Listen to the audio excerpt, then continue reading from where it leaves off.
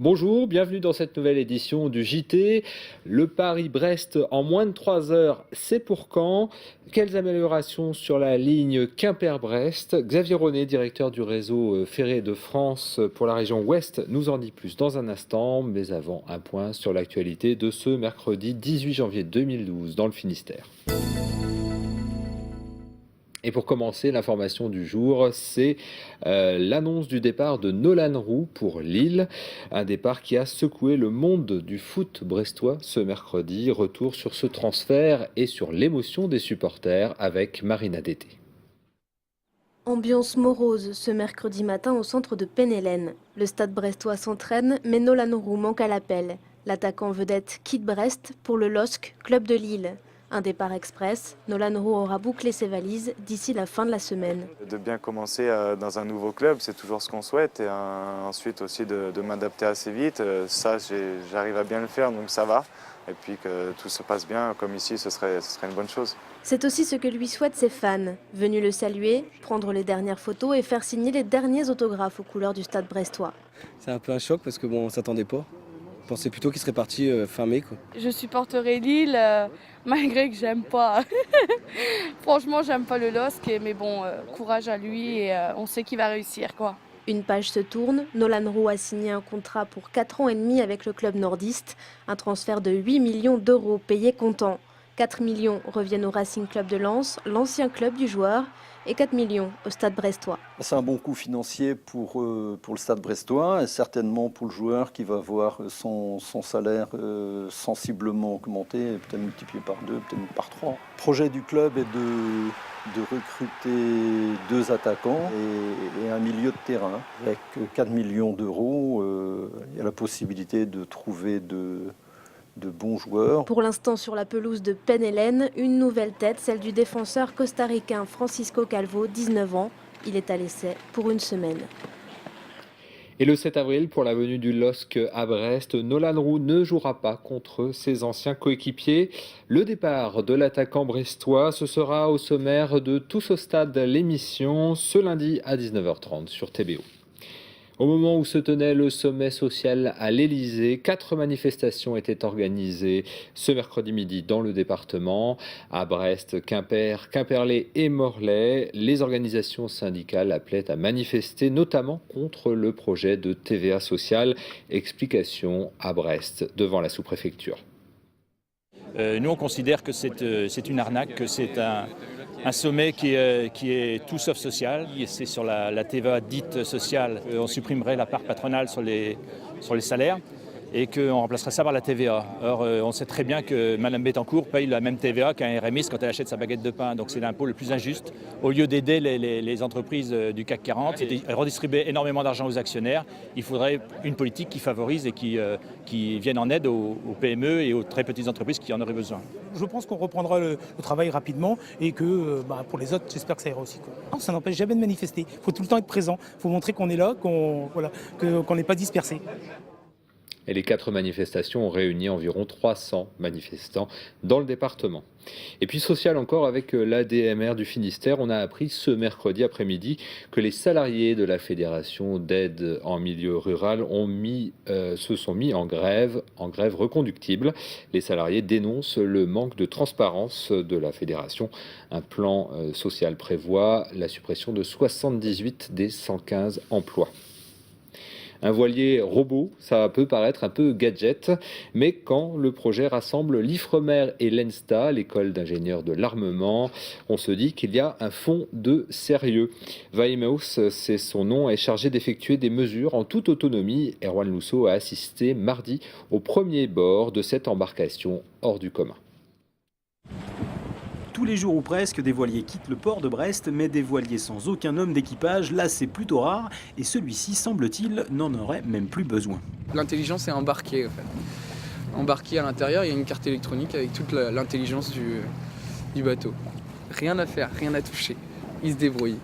Bourré de capteurs, guidé par une série d'algorithmes, Vaimos, encore en test, a pris la mer à l'aube pour établir un record mondial. 100 000 nautiques en solo entre Brest et Douarnenez. Après une demi-heure de navigation, rien à signaler. Au tout début, il a dû louvoyer sur sa première ligne face au vent. Et là, il est en trajet direct. Il ne s'éloigne pas plus de 5-6 mètres de sa ligne. Et 5-6 mètres, c'est la précision GPS. Véritable révolution technologique, cette drôle d'embarcation est aussi et surtout un formidable outil scientifique. Pour l'instant, il est équipé de capteurs de température, salinité, chlorophylle et oxygène qui lui permettent vraiment d'identifier les masses d'eau de surface. C'est un bateau qui nous permettra à terme, on l'espère, d'explorer et faire de la surveillance des eaux dans des parties de l'océan où il y a très peu de monde ou très peu de bateaux de passage. Très peu, cela ne veut pas dire aucun, et pour l'instant, Vaimos est pour ainsi dire aveugle, d'où le bateau suiveur pour éviter tout éprenage. Il est prévu de mettre des caméras et de mettre des systèmes de type AIS qui vont lui permettre de détecter la présence d'autres bateaux de façon à réagir en fonction de tous les obstacles mobiles ou immobiles qu'il a autour de lui. En attendant, la présence de nombreux navires croisant cette nuit sur sa route, couplée à des ennuis mécaniques sur le bateau suiveur, ont contraint l'équipe à stopper la mission vers 4 h du matin. A noter tout de même que Vaimos a parcouru 105 km et ainsi battu le précédent record détenu par un bateau robot toulousain.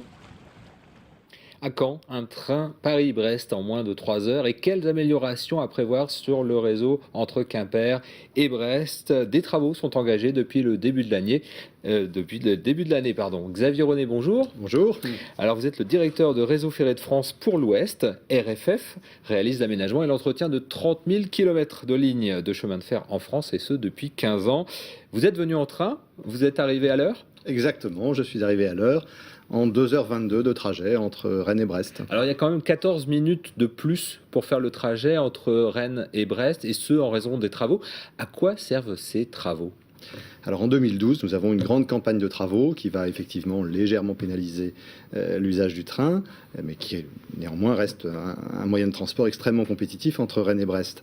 Donc ces travaux visent à conforter l'infrastructure au travers du renouvellement des composants de la voie. Changer des travers, changer les rails. De façon très industrielle. Voilà, de façon très industrielle, tous les 40 ans environ. Donc nous allons y travailler notamment dans le secteur de Guingamp à Ploirette.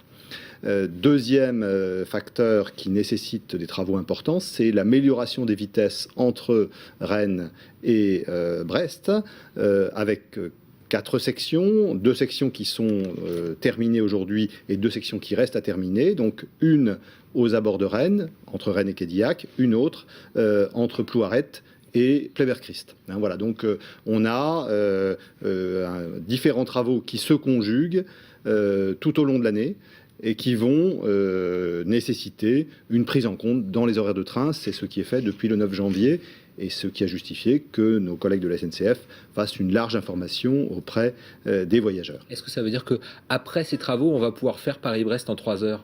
Alors, après ces travaux, il faut déjà détailler lesquels. C'est-à-dire qu'il y a naturellement ce dont on vient de parler, l'aménagement du réseau classique, dans ses 2 composantes, renouvellement et développement. Et puis, il y a surtout la ligne à grande vitesse, qui a été contractualisée définitivement au cours de l'été 2011. Donc, à l'été 2011, on a signé définitivement une commande qui va être mise en œuvre par le groupe Eiffage et qui va donc consister à réaliser une ligne nouvelle complètement entre Le Mans et Rennes. Cette ligne nouvelle, c'est un chantier très très important, 3,4 milliards. On en a pour plusieurs années à le réaliser. Et donc, la fin des travaux est prévue pour fin 2016. Et donc, après, il y aura la partie entre Rennes et Brest pour encore améliorer... Voilà. Alors, ce que nous faisons en parallèle avec la ligne à grande vitesse, c'est de tirer parti au maximum des lignes existantes, de les améliorer partout où c'est possible à des coûts raisonnables, en portant certaines sections à 200 ou 220 km/h. C'est le maximum que l'on peut faire avec un réseau classique hors ligne à grande vitesse. Une fois qu'on aura fait ça, on sera donc en 2016-2017, on pourra enfin profiter d'une amélioration et de temps de trajet entre Paris et Brest qui seront pas très loin des 3 heures, mais on ne sera pas tout à fait aux 3 heures. Donc nous travaillons pour l'étape d'après, en imaginant ce que pourraient être d'autres chantiers, mais alors là on voit effectivement dans des années plus lointaines, qui consisteraient à créer des sections de lignes nouvelles entre Rennes et Brest d'une part, et Quimper d'autre part également pour la Bretagne Sud, de façon à arriver effectivement à cet objectif des 3 heures. Très rapidement, il nous reste très peu de temps. Autre sujet, Quimper-Brest. Là, il va y avoir beaucoup de travaux, mais alors à partir de 2014 plutôt. Et il y aura même une interruption de trafic pendant 6 mois pour pouvoir mieux procéder aux travaux, c'est ça? Exactement, c'est-à-dire qu'on modernise complètement cet axe, on va y faire passer plus de trains, 12 allers-retours par jour, on va relier Brest à Nantes et à la Bretagne Sud, donc c'est quelque chose de très important. L'enquête publique commence en février 2012. Et les travaux auront lieu en 2014. Il faut que l'on puisse faire ces travaux de façon intense et productive. Ça sera donc une période de 6 mois pendant laquelle on va donc interrompre complètement, transférer les usagers sur des autocars et pendant ce temps-là, travailler pour mettre en service un nouvel axe totalement rénové qui sera donc efficace fin 2014. On gagnera combien de temps? On aura donc, voilà, on sera à 59 minutes entre Brest et Quimper. Et on pourra à la fois avoir des trains rapides entre Brest et Quimper et en même temps des trains qui desserviront un peu plus lentement les villes intermédiaires, Châteaulin, Dirinon, etc. Xavier René, merci d'être venu nous présenter ces différents projets. On en reparlera bien sûr parce que c'est des travaux d'ampleur et qui durent des années, on l'a bien compris.